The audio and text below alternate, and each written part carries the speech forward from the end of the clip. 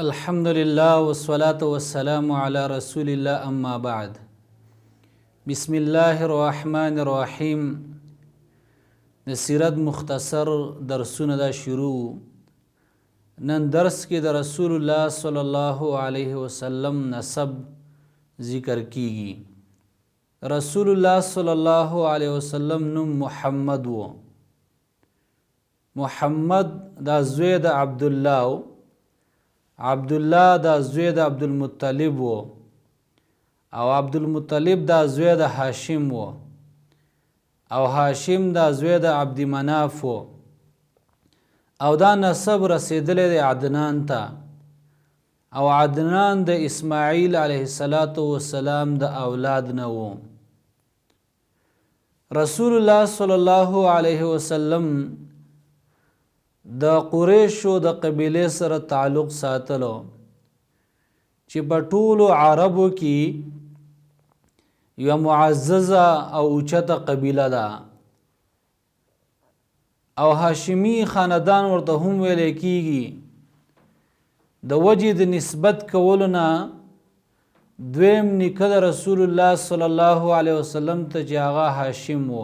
د رسول الله صلی الله علیه وسلم نیکه دا عبدالمطلب و او ډیر ښایسته هم و او اوچتې مرتبې والا و، مشر و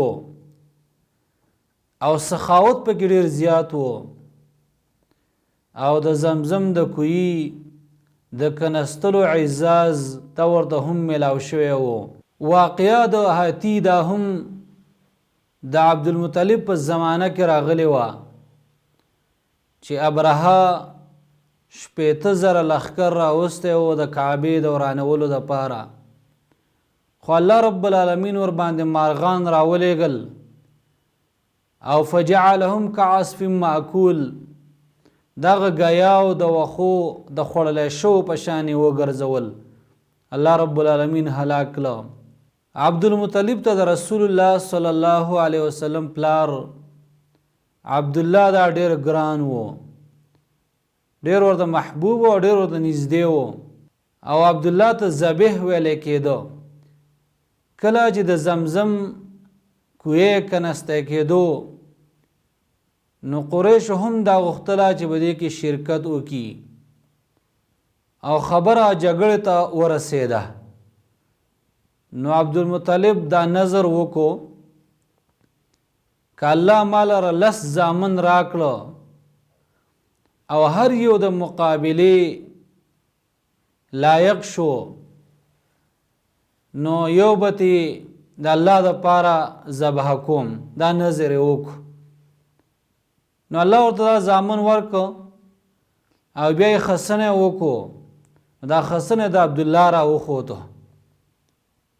او کعبې خواته راوستو د ذبح کولو دپاره، لیکن قریشو منع کو او دا فیصله وشوه چې د ده په بدله کې 100 اوښان دا د ذبح کړلی شي. نو 100 اوښان دا یې ذبح کړه، نو ځکه ورته ذبیح ویلی کېږي. او اسماعیل علیه السلام دا هم ابراهیم علیه السلام چې خوب لیدلی و چې زه تا ذبح کوم، نو هغه ورته ویلي چې پلاره کم حکم چې تا ته دی نو دا وکړه او به یې بوتو راڅیمړه او ذبح کاوی.